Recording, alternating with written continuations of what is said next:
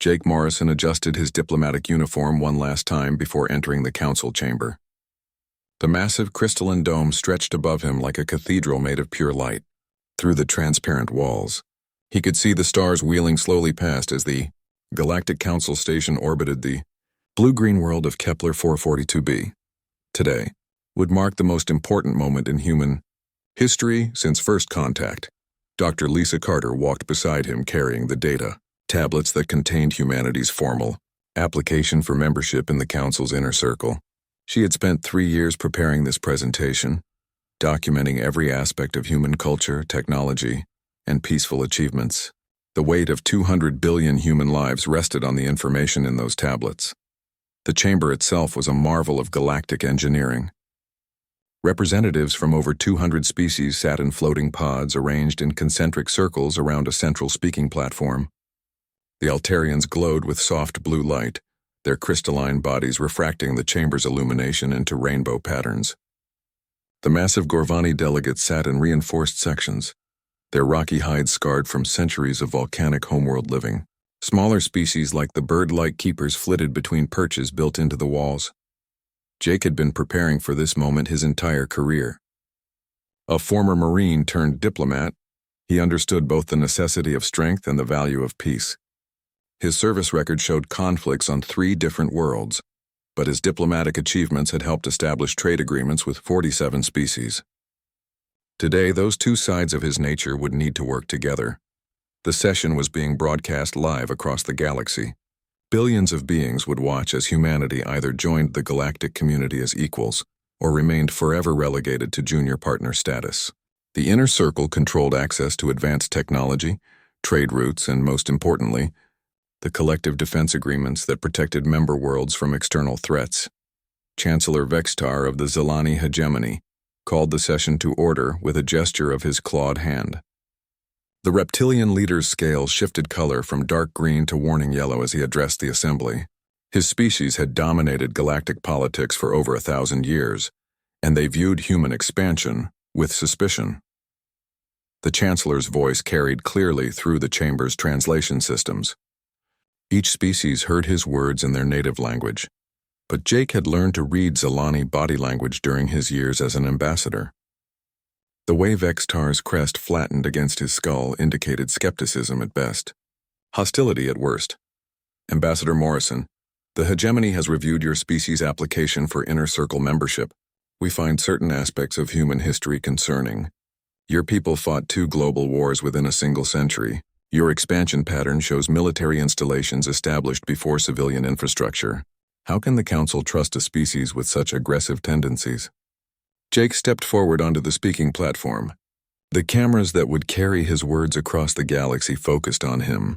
He could feel the weight of countless eyes watching, judging, waiting to see if humanity deserved a place among the star's greatest civilizations.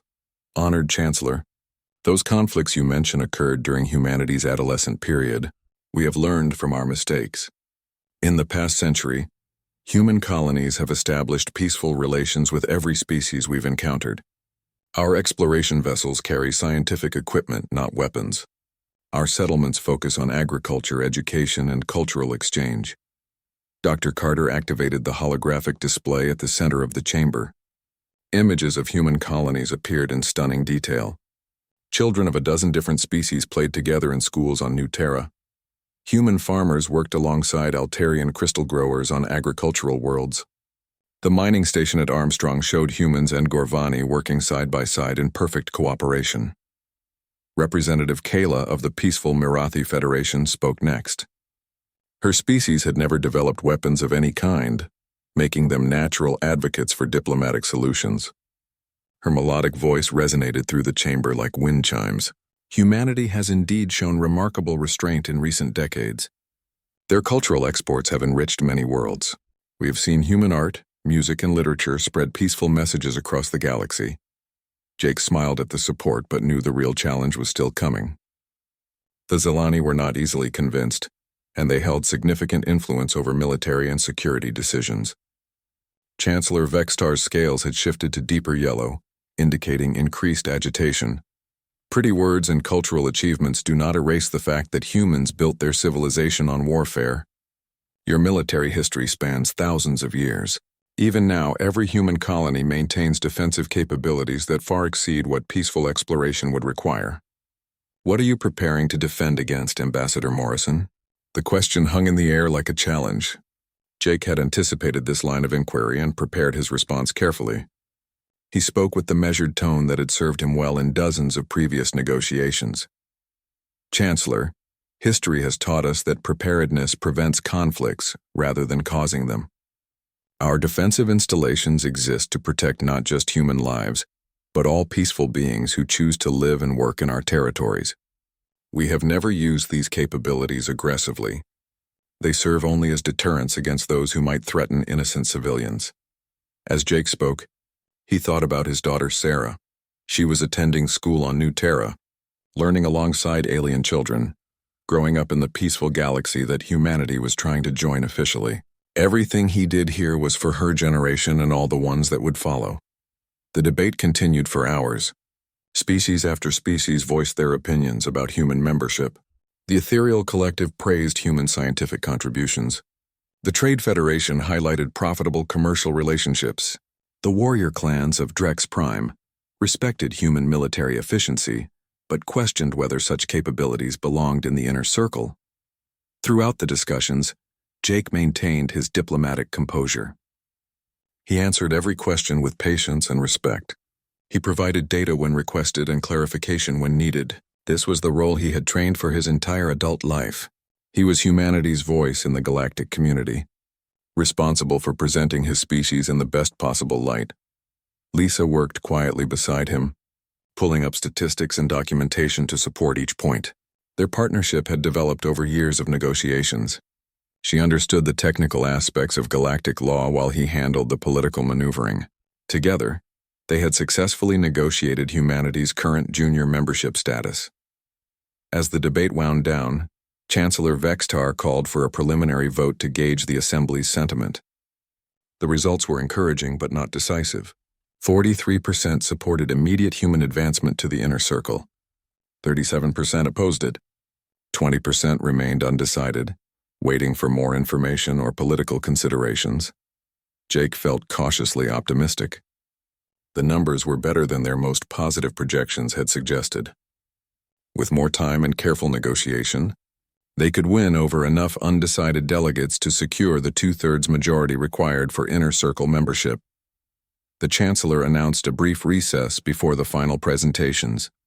Jake and Lisa used the time to review their closing arguments and respond to questions from individual delegates. The atmosphere felt positive. Several species that had been neutral were showing signs of support. As they prepared for the session's resumption, neither Jake nor Lisa noticed the subtle changes in the chamber's sensor readings. Deep space monitors were detecting unusual energy signatures at the edge of several star systems. Ancient automated warning beacons that had been silent for millennia were beginning to transmit emergency codes. Something vast and terrible was stirring in the darkness between the stars, drawn by the very broadcast that was meant to celebrate human achievement. The emergency klaxons began wailing just as Chancellor Vextar called the council session back to order. Every delegate in the chamber turned toward the central command console, where Admiral Thresh of the Galactic Defense Force was frantically manipulating holographic displays. The blue-skinned officer's normally calm demeanor had cracked completely. Jake Morrison felt his stomach clench as massive energy signatures appeared on the tactical display. The readings were impossible. Ships the size of small moons were materializing out of hyperspace around 3 different star systems. All of them contained human colonies. Dr. Carter's data tablet showed the same information that was appearing on the main display. New Terra, Armstrong Station, and the agricultural world of Harmony were all reporting the same phenomenon. Massive vessels of unknown design were emerging from hyperspace in perfect formation, their hulls crackling with energy that made space itself bend and twist.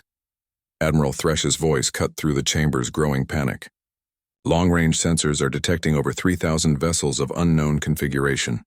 Their energy signatures match no known technology in our databases. They are currently surrounding the human colonies at New Terra, Armstrong Station, and Harmony. All human settlements have been cut off from hyperspace communication. The chamber erupted in concerned voices as delegates began speaking in dozens of languages at once. The peaceful Altarians' crystalline bodies dimmed with fear. The massive Gorvani delegates shifted nervously in their reinforced seating. Even the usually unflappable Zalani showed signs of agitation, as their scales shifted to warning colors. Jake stood frozen on the speaking platform. His mind raced through the possibilities, but none of them made sense. Humanity had no enemies capable of mounting such a massive assault. Their exploration had been peaceful. Their colonies were defended but not heavily fortified. Who could command such overwhelming force, and why would they target human settlements? The answer came in the form of a transmission that overrode every communication system in the galaxy. The signal was so powerful that it burned through all encryption and interference, forcing itself onto every screen, every display, every communication device across hundreds of star systems. The image that appeared was nightmarish in its alien geometry. Writhing metal tentacles surrounded a central core that pulsed with malevolent intelligence. When it spoke, the voice seemed to come from everywhere at once, as if reality itself was being used as a speaker. Organic plague. Your expansion across these star systems ends now. We are the Devourers. We consumed galaxies while your ancestors were still swimming in primordial ooze. Your brief moment of existence has attracted our attention. Witness now the price of daring to spread your infection among the stars. The transmission cut to live feeds from the human colonies under attack. Jake watched in horror as streams of energy began pouring from the Devourer vessels. The first target was New Terra's orbital defense platform. The massive structure, built to withstand asteroid impacts and enemy bombardment, simply ceased to exist as the alien energy touched it. On the main display, the Council could see civilian evacuation ships trying to escape New Terra's surface. The small vessels moved with desperate urgency as their pilots pushed engines beyond safe limits. But the Devourer ships were faster. Jake watched families being vaporized as they tried to reach safety. He saw the school where his daughter Sarah studied with alien children. The building was there one moment and gone the next. Armstrong Station fared no better. The mining facility had been home to over 1 million beings from 17 different species. Humans, Altarians, Gorvani, and others had worked together in perfect harmony, extracting rare minerals that benefited the entire galactic community. The Devourers destroyed it all without distinction, showing no interest in the value of what they were eliminating. The agricultural world of Harmony was perhaps the worst to watch. Families had lived there for generations, building sustainable farming communities that fed dozens of star systems. Children who had never known conflict played in fields of alien grain while their parents worked to feed a galaxy. The Devourers burned it all, turning fertile fields into smoking craters. Emergency broadcasts flooded the Council's communication systems. Desperate voices called for help in a dozen languages. Human colonists screamed for evacuation ships that would never come. Alien settlers who had chosen to live in human territory begged for rescue from destruction they had never imagined possible. Chancellor Vextar tried to maintain order, but his own voice shook with fear. The Zalani hegemony controlled the galaxy's most powerful military force, but even they had never seen destruction on this scale. The energy readings from the Devourer ship suggested technology that violated the known laws of physics. Representative Kala of the Marathi Federation began to weep openly. Her people had never experienced warfare, and watching entire worlds die was beyond their comprehension. Other delegates were calling for immediate evacuation of the Council station. Some species were already preparing to flee to the far edges of the galaxy. Through it all, Jake Morrison stood perfectly still on the speaking platform. His diplomatic training told him to remain calm, to seek peaceful solutions, to trust in the Council's collective wisdom. But something deeper and older was stirring in his mind. The part of him that had served as a Marine, that had fought in 3 different conflicts, that had learned to kill efficiently and without hesitation. Dr. Carter noticed the change first. Jake's posture had shifted slightly. His hands, which had been relaxed at his sides during the diplomatic presentations, were slowly clenching into fists. The pleasant diplomatic expression he had worn throughout the session was fading, replaced by something that made her step back instinctively. Admiral Thresh was receiving updates from galactic defense forces across the affected systems. Human military units are responding to the attacks, but their technology appears inadequate against Devourer capabilities. Estimated casualties are already in the millions and climbing rapidly. Current projections suggest complete destruction of all 3 colony systems within 6 hours. The Admiral's words hit Jake like physical blows. Millions dead already. His daughter's school destroyed. Friends and colleagues vaporized while he stood in a diplomatic chamber, discussing membership requirements.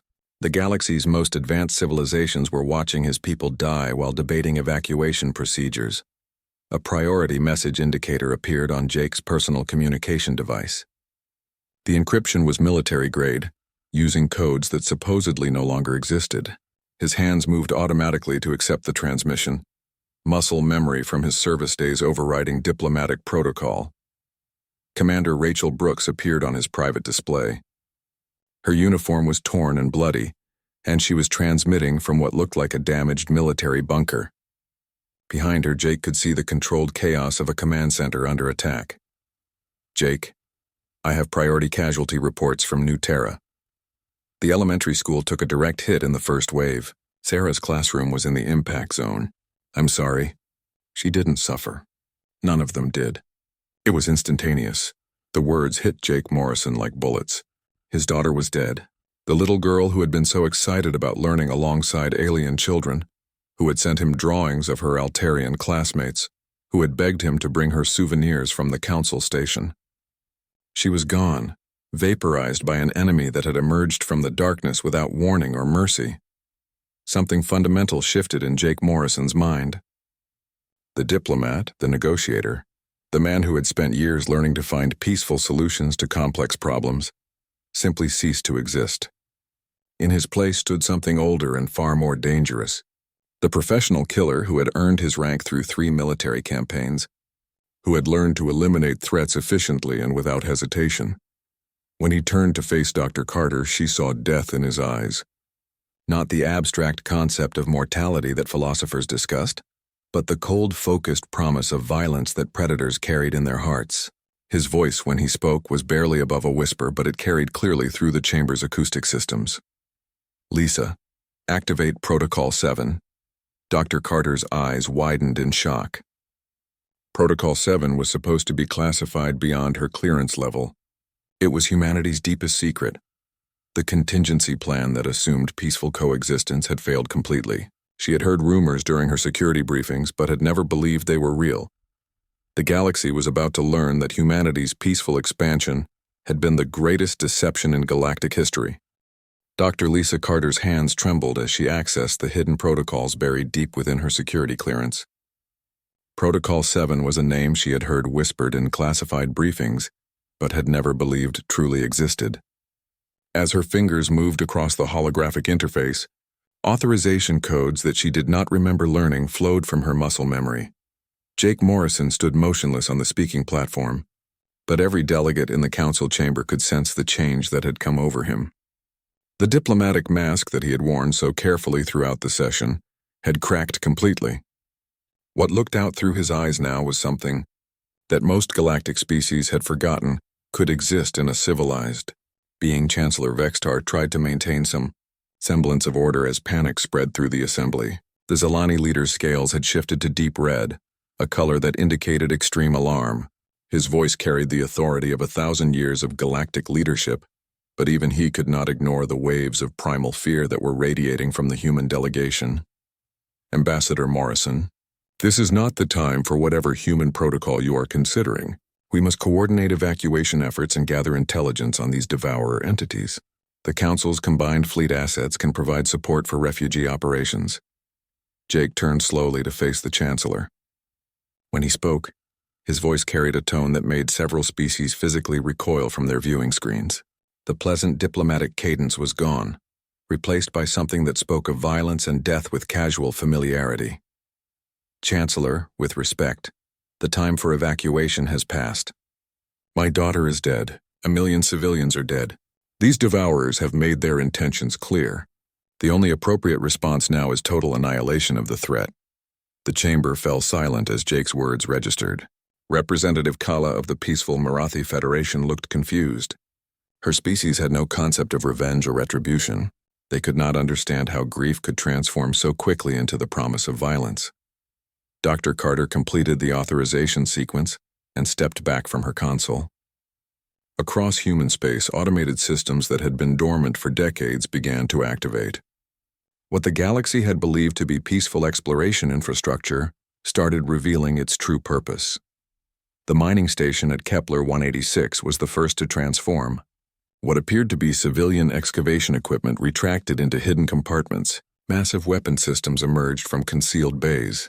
The facility that had been processing rare minerals for galactic trade was actually one of the most powerful military installations ever constructed.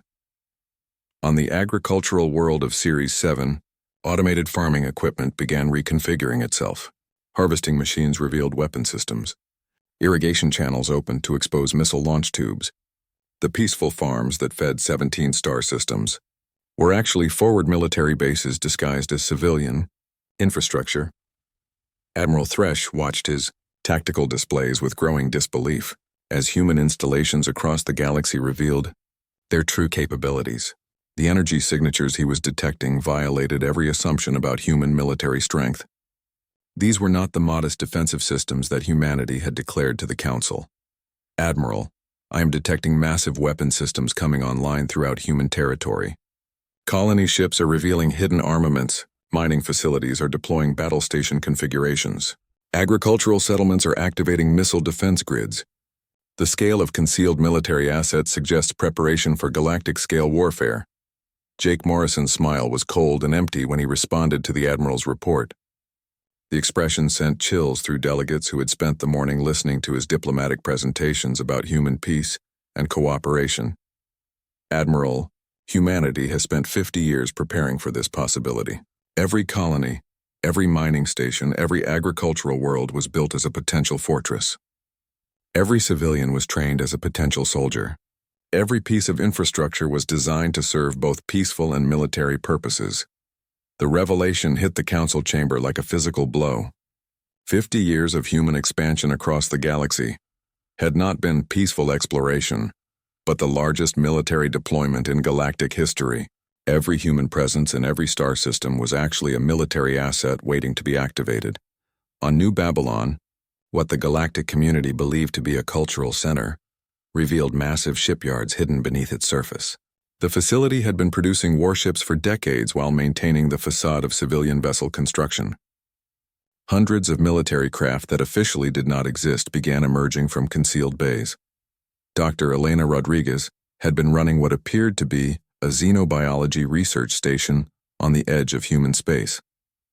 As Protocol 7 activated, her laboratory transformed into a weapons development facility.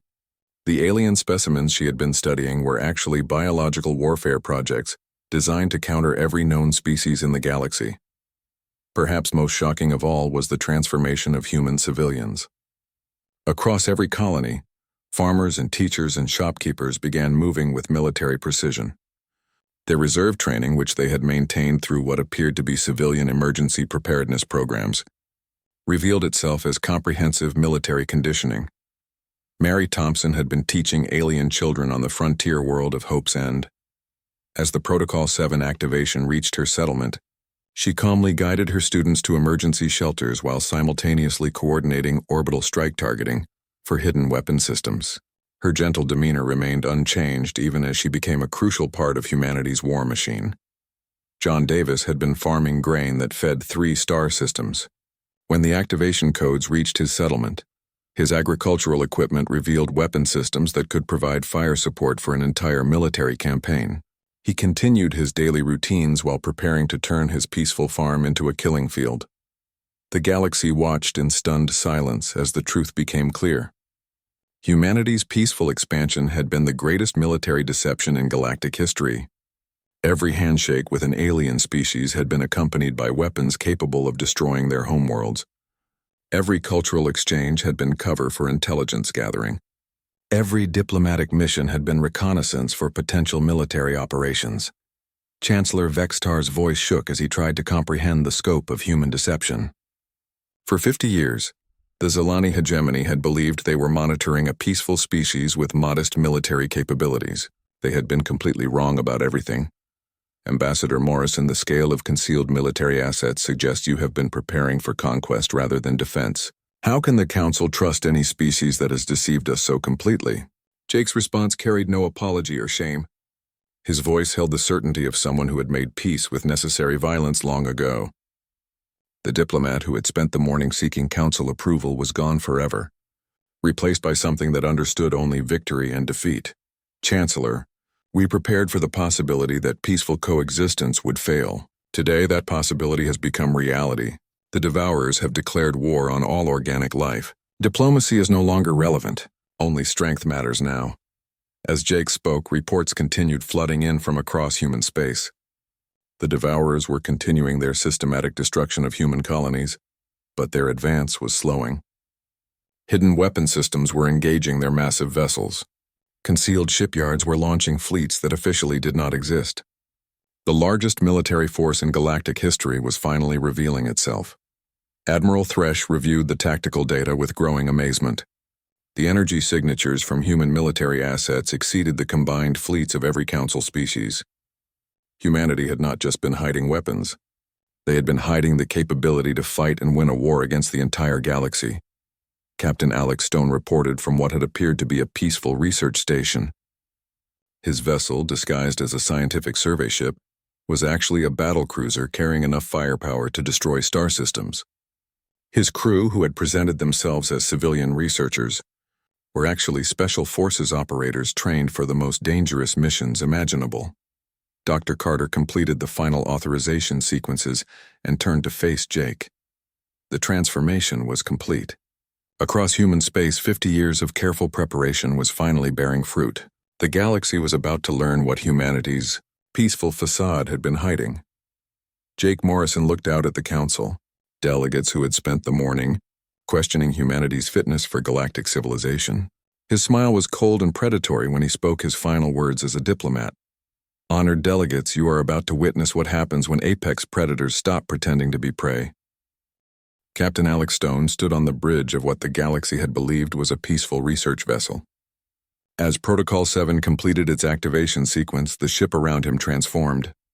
Civilian quarters retracted to reveal weapon systems. Scientific equipment folded away to expose military command centers. The gentle hum of research computers was replaced by the deadly whisper of weapon targeting systems coming online. The ship's true name was not the scientific survey vessel Hope, as the galactic databases recorded. It was the Hunter-Killer Vengeance, one of humanity's most advanced warships. Every member of his crew had been pretending to be civilian researchers while actually serving as special forces operators trained for the most dangerous missions in human space.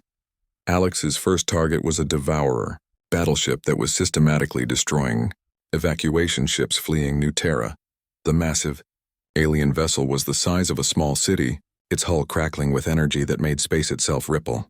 According to every tactical analysis in the galactic databases, engaging such a target with a single ship was suicide.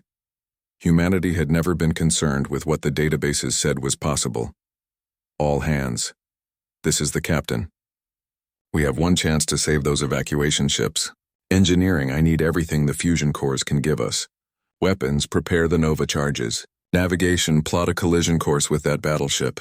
If we miss our timing by even a microsecond, those civilians die. The crew responded with the precision that came from years of training disguised as scientific research. Every person on board had been preparing for this moment while maintaining perfect cover as peaceful explorers. Chief Engineer Maria Santos pushed the ship's fusion reactors beyond their supposed safety limits while pretending to adjust scientific sensors. Lieutenant Kevin Walsh prepared weapons, systems that officially did not exist, while his console still displayed xenobiology research data. His specialty was infiltration and sabotage, skills he had practiced while conducting what appeared to be cultural exchange programs with alien species. What followed was unlike anything the galaxy had ever witnessed. Alex Stone did not engage the Devourer vessel in traditional combat. Instead, he used his ship as a guided missile, accelerating directly toward the enemy battleship while his crew prepared to abandon ship at the last possible moment. But this was not a simple kamikaze attack. As the Vengeance approached ramming speed, its crew executed a maneuver that no other species had ever attempted. They ejected the ship's entire weapon payload as mines, turned the vessel 90 degrees, and used their momentum to slingshot around the Devourer ship while their weapons detonated against its hull. The precision required was inhuman, split-second timing coordinated across dozens of crew members, with no room for error and no possibility of communication during the maneuver. Any other species would have considered it impossible. Humans called it Tuesday. As the Devourer battleship reeled from the coordinated explosions, Alex Stone's crew was already executing their next move. They had used the slingshot maneuver to position themselves perfectly for boarding operations. Assault pods launched from the Vengeance's hidden bays, carrying troops directly into the damaged sections of the enemy ship. Sergeant Kevin Walsh led the boarding party into the alien vessel's interior. The Devourers had never experienced enemy troops inside their ships. Their technology was built to destroy from a distance, not to repel boarders fighting in corridors and maintenance shafts. Kevin and his team moved through the enemy ship like a cancer, destroying critical systems and planting charges that would cripple the vessel from within. But their primary mission was not destruction. It was intelligence gathering. Dr. Elena Rodriguez needed samples of Devourer technology for the weapon she was developing. While Alex Stone's crew was demonstrating humanity's approach to ship-to-ship combat, other human forces were revealing their own specialties. Colonel Gary Hunter commanded what appeared to be a mining operation in the asteroid belt around Armstrong Station. As Protocol 7 activated, his facility revealed its true purpose as a fortress capable of withstanding any assault. Gary's strategy was not mobile warfare like Alex Stone's crew. Instead, he turned his asteroid base into a trap. When the Devourers approached to destroy what they believed was a defenseless mining station, they found themselves caught in a killing field that had been 50 years in the making. Hidden weapon platforms emerged from camouflaged asteroids. Mining charges that had been placed for excavation work revealed themselves as massive explosive devices. The space around Armstrong Station became a maze of deadly surprises that turned the Devourers' size advantage into a liability. But the most terrifying aspect of human warfare was not their technology or their tactics. It was their complete lack of hesitation when it came to sacrifice. When Gary Hunter realized that the Devourers were adapting to his trap, he made a decision that no other species would have considered. All stations, this is Hunter. Execute Protocol Omega. Repeat, execute Protocol Omega. It has been an honor serving with you all. Protocol Omega was the complete destruction of the asteroid base and everything within 10,000 kilometers. Gary Hunter and his entire crew died in the explosion, but they took 17 Devourer capital ships with them. The blast was visible from 3 star systems away. Across human space, similar scenes were playing out as humanity revealed its true nature. These were not desperate last stands by overwhelmed defenders. These were coordinated hunting tactics executed by apex predators who had been preparing for this moment for decades. On the agricultural world of Harmony, Farmer John Davis demonstrated humanity's civilian soldier concept. His crops had been real, feeding millions across multiple star systems. But his farming equipment had always served dual purposes. As the Devourers landed troops to secure the planet's surface, they found themselves facing harvest machines that had been designed as mobile weapons platforms. John Davis drove his tractor through a formation of Devourer ground units, but his vehicle was loaded with enough explosives to level a city block. He did not survive the explosion, but neither did the 300 enemy troops who had been preparing to execute human prisoners. Teacher Mary Thompson continued her evacuation duties while simultaneously coordinating orbital strikes against enemy positions. Her students, both human and alien, followed her instructions perfectly as she guided them to safety while providing targeting data for weapon systems hidden in the school's basement. The galaxy watched in fascinated horror as they realized the truth about human civilization. There were no civilians in human space. There were only soldiers who happened to have other jobs. Every farmer was a potential explosives expert. Every teacher was a potential intelligence coordinator.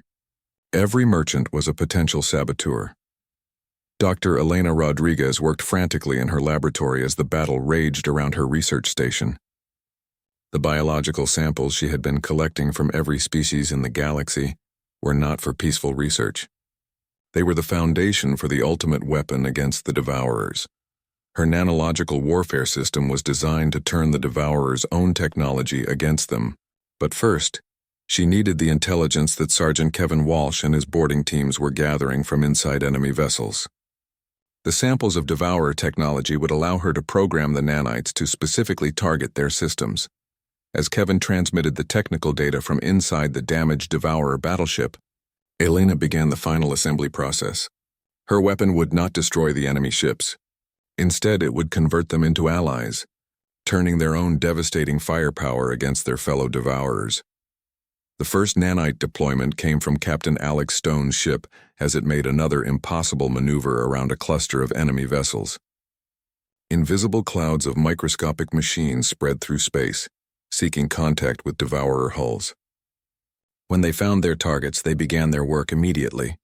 The effect was not immediate, but it was inevitable.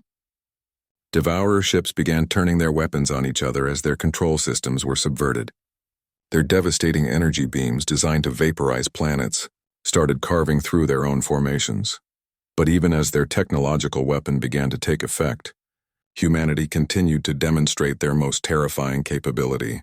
They fought as a single organism, coordinating across light years without hesitation, sacrificing individual units for strategic advantages that would not pay off for hours. Admiral Rebecca Young commanded the human response from a hidden command center that had been disguised as a cultural museum. As she watched her forces execute tactics that required perfect trust and timing, she knew that the galaxy was finally seeing humanity's true nature. The pack was hunting. And when humans hunted as a pack, nothing in the universe could stand against them. Admiral Rebecca Young watched the tactical display as Dr. Elena Rodriguez's nanological weapon spread through the Devourer fleet like a virus of justice. Ship after ship turned their weapons against their own kind as their control systems were subverted by human technology. But Rebecca knew that victory through conversion was not enough. The galaxy needed to understand that some threats could not be reasoned with, negotiated with, or reformed. They could only be destroyed. The Devourers were learning what fear felt like for the first time in their ancient existence. They had consumed galaxies by overwhelming organic life with superior technology and ruthless efficiency. They had never encountered a species that responded to overwhelming force with even greater violence. Humanity's tactics were incomprehensible to minds that had only known dominance. As their converted ships turned against them, the remaining Devourer forces attempted to retreat from human space. Their massive vessels began charging their hyperspace drives, preparing to withdraw and regroup. But Admiral Rebecca Young had anticipated this possibility. For 50 years, humanity had been preparing not just to fight the Devourers, but to hunt them to extinction. Hidden throughout the galaxy were interdiction fields that had been disguised as scientific research stations. As the Devourers tried to escape, they found their hyperspace drives failing. Space itself had been turned into a cage, and humanity held the only key. Captain Alex Stone led the final assault against the Devourer flagship. His ship, the Vengeance, had been damaged in the previous battles, but his crew continued to function with mechanical precision. They had lost friends, family members, and entire worlds to the enemy. There would be no mercy and no quarter given. The Devourer command ship was the size of a moon, protected by energy shields that could withstand the explosion of entire stars. Its weapons had destroyed countless civilizations across multiple galaxies. But it had never faced an enemy that treated impossible odds as tactical challenges to be overcome through superior violence. Alex's approach was not heroic or noble. It was the calculated aggression of an apex predator that had identified the pack leader and intended to tear its throat out. His ship dove through the enemy's defensive fire like a guided missile, absorbing damage that would have destroyed any other vessel while his crew prepared their final weapon. Dr. Maria Santos had been working on humanity's ultimate contingency since the first Devourer ship appeared. If the nanological weapons failed, if the conventional tactics proved insufficient, if the enemy adapted faster than expected, there was one final option: the complete conversion of matter to energy on a stellar scale. She would not survive the deployment. Neither would anyone within a light year of the detonation point. But the weapon would work. It would eliminate every trace of Devourer technology in the target area and serve as a warning to any other ancient intelligence that might be watching from the darkness between stars. Maria activated the device as Alex Stone's ship penetrated the Devourer flagship's shields. Her last words were transmitted across human communication networks to every surviving colony and hidden military installation. Tell them we were not victims. Tell them we were predators. The explosion was visible from 17 star systems. When the light faded, nothing remained of the Devourer flagship except cosmic radiation and the expanding shockwave of total annihilation. But Alex Stone and his crew had escaped at the last possible moment, using an emergency teleporter to reach friendly ships just outside the blast radius. Across the galaxy, human forces were systematically hunting down every remaining Devourer vessel. There would be no prisoners taken and no mercy shown. The enemy had declared war on all organic life. Humanity was responding by proving that organic life could be far more dangerous than any machine. Intelligence. Lieutenant Kevin Walsh had survived his boarding operation and was now leading strike teams through the wreckage of conquered Devourer ships. His mission was to ensure that no enemy technology survived to be recovered and reverse-engineered. Every piece of alien equipment was methodically destroyed or converted by Dr. Rodriguez's nanites. The final Devourer battle group attempted to make a last stand in the ruins of New Terra's orbital space. They positioned themselves among the wreckage of human civilian installations, perhaps believing that humans would hesitate to attack in an area where their own people had died. They were wrong. Colonel Gary Hunter's successor, Captain Lisa Brooks, led the assault with cold precision. The fact that they were fighting in the grave of human civilians only made the human forces more determined to achieve total victory. Every destroyed home and school became additional motivation for absolute annihilation of the enemy. When the last Devourer ship was destroyed, the silence that followed was profound. Across the galaxy, sensor networks confirmed what humanity had accomplished. An ancient intelligence that had consumed entire galaxies had been completely eradicated in less than 18 hours of combat. In the council chamber, Jake Morrison stood among the wreckage of diplomatic protocols and galactic assumptions.